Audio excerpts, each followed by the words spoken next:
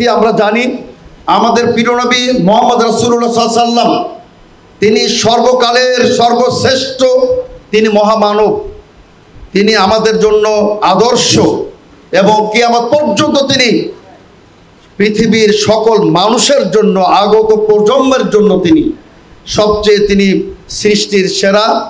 তিনি যে সমস্ত তার অমর এবং মহান কীর্তি তিনি পেশ করে গেছেন, এজন্য তিনি আমাদের জন্য আদর্শ কিয়ামত পর্যন্ত।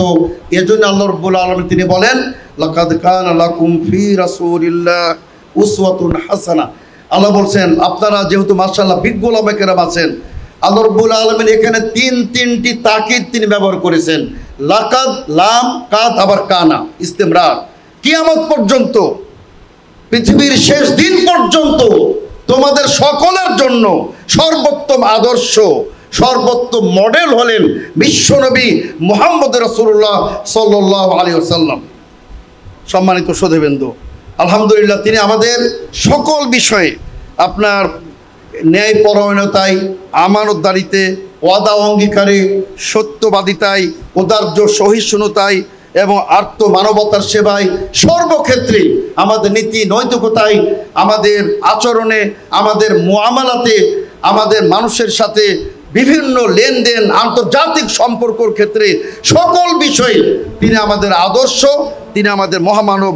সম্মানিত শ্রোতাবৃন্দ, সিরাতে মুস্তাকিম, এই যে বিশাল হাইওয়ে ইসলামের মহাসড়ক, কেউ মধ্য দিয়ে চলে, কেউ ডান দিয়ে চলে, কেউ বাম দিক দিয়ে চলে, কিন্তু এর মধ্যে যারা থাকবে সবাই আহলুস সুন্নাহ জামাতের মধ্যে থাকবে। কিন্তু আহলুস সুন্নাতের নাম ধারণ করে, আপনি হানাফি নাম ধারণ করে কবর পূজা করবেন আর বলবেন যে আমি হানাফি। আপনি হানাফি নাম ধারণ করে মাজার পূজা করবেন, বলবেন আমি হানাফি। আপনি হানাফি নাম ধারণ করে বেদাতে লিপ্ত হবেন, বলবেন আপনি হানাফি। সেই হানাফিকে আমরা সিরাতে মুস্তাকিমের মধ্যে রাখতে চাই না। সম্মানিত শ্রোতাবৃন্দ, আপনি যদি প্রকৃত অর্থে ইমাম আবু হানিফা রাহমাতুল্লাহ আলাইহি তার মাযহাবের উপরে থাকেন, তার মানহাজের উপরে থাকেন, অবশ্যই আপনি নিঃসন্দেহে আপনি আহলুস সুন্নাহ জামাতের অন্তর্ভুক্ত আপনি ইনশাআল্লাহ। সুতরাং আমরা আসুন নিজেদের মধ্যে বিভাজন তৈরি না করি, একটা ঐক্য করা। ইন্না হাদিহি উম্মাতুকুম উম্মাতান ওয়াহিদা ওয়া আনা রাব্বুকুম ফা'বুদুন।